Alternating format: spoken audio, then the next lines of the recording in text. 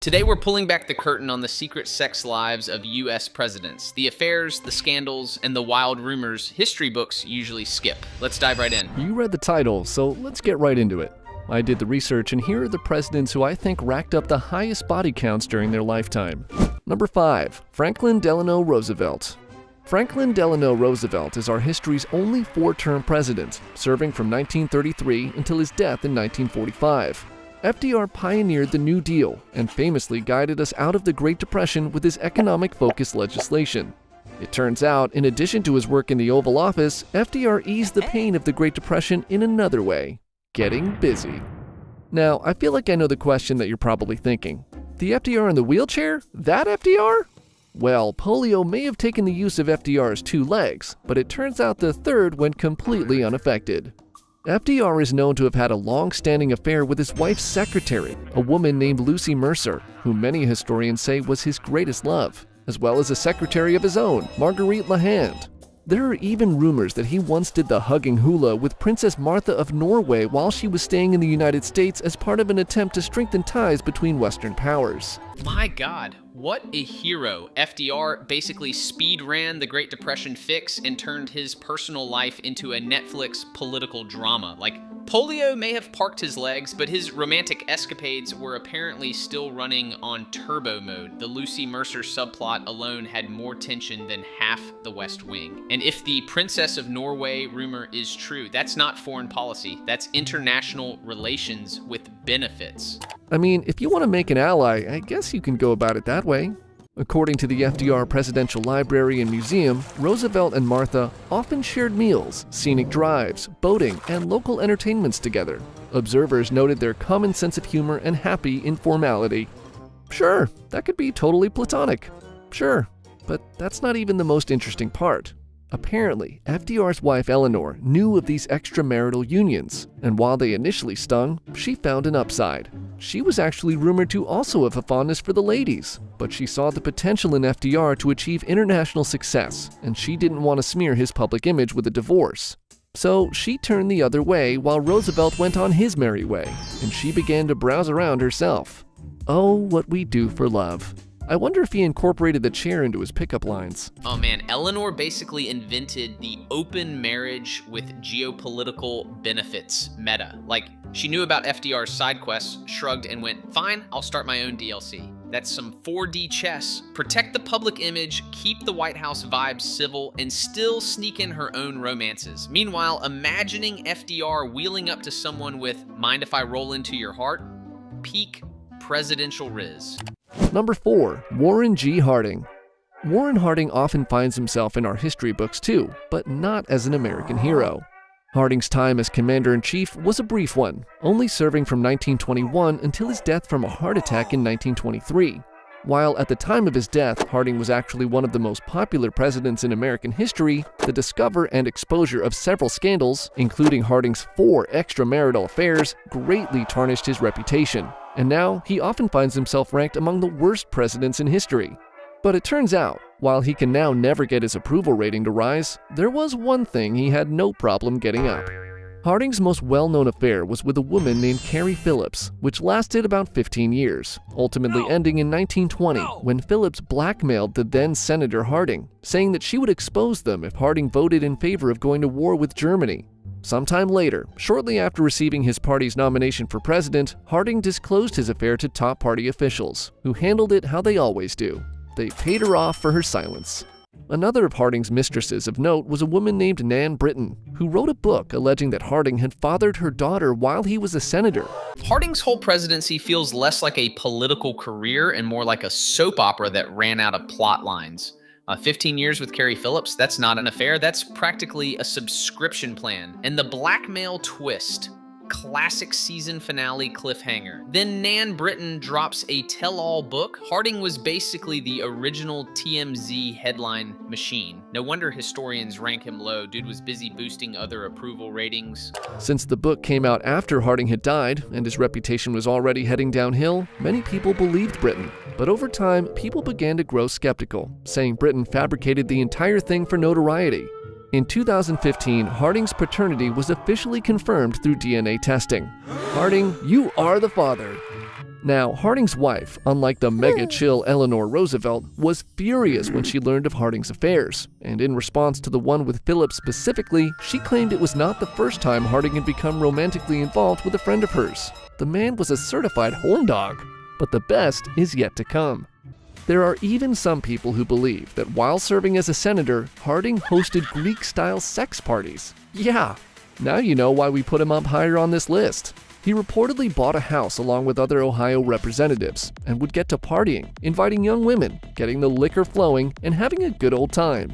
Now, these reports have not been able to be verified, but based on Harding's other behavior during his time in the Senate, it's not too far-fetched. Harding hosting Greek-style Senate parties honestly sounds less like U.S. history and more like the rejected pilot of Bridgerton, Washington edition. DNA tests confirmed at least one love child, so the man clearly wasn't just playing poker in that Ohio house. And his wife's fury, totally fair. Imagine finding out your husband cheated and threw toga parties with your friends. Harding didn't just run scandals, he industrialized them.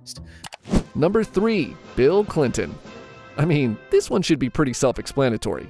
Slick Willie, our 42nd president and the husband of one of the most frightening women in politics, had one of the most publicized and criticized affairs in political history. But that's just the tip of the iceberg. Clinton has long maintained that his relationship with White House intern Monica Lewinsky didn't ultimately lead to, doing the deed. And who knows, maybe that cigar was just used as a cigar. But whichever side of the fence you're on, Clinton's gallivanting didn't end there. While Billy has only admitted to one affair during the time that he served as governor of Arkansas, many women have come forward over the years to claim that he slept around an awful lot before attaining the presidency. There are even reports, most of which aren't believed by historians, that Clinton used his position in Arkansas to get state troopers to set up little lovers' rendezvous with various women so he could hide his fun.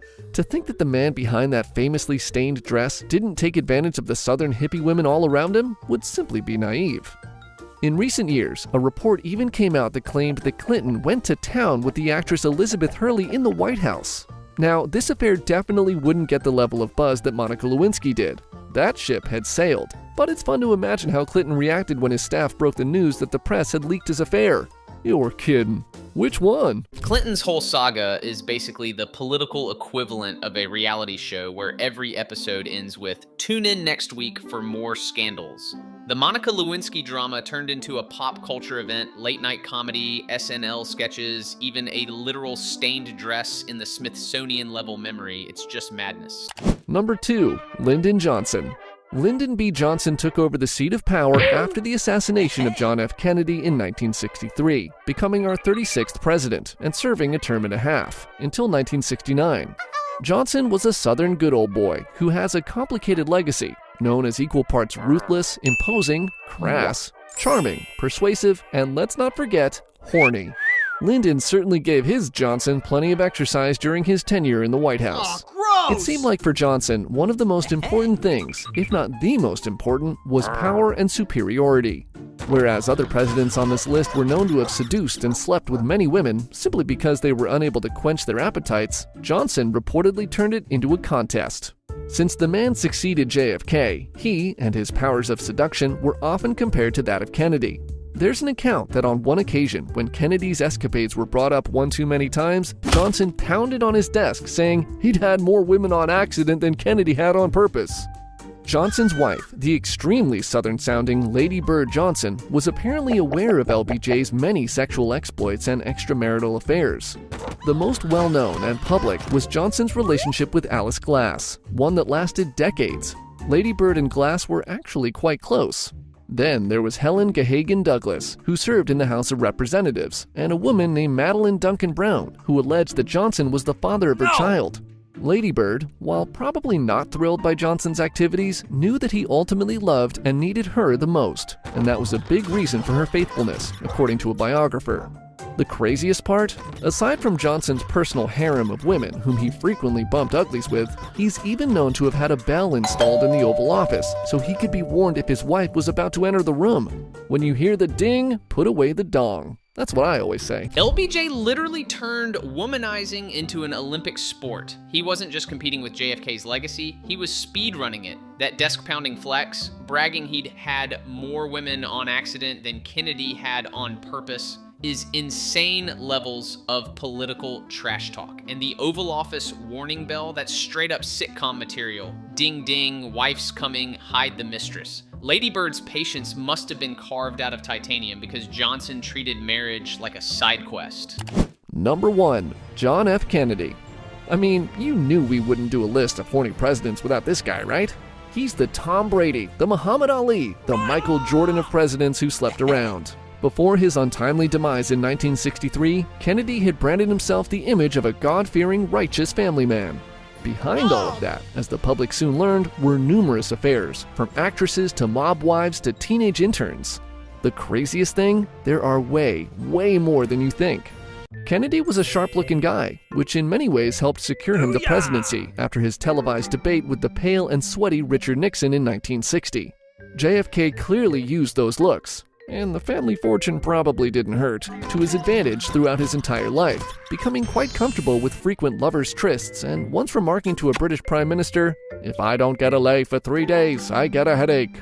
Some historians even argue that he was a sex addict, a narcissist, and had a general crippling lack of self-restraint.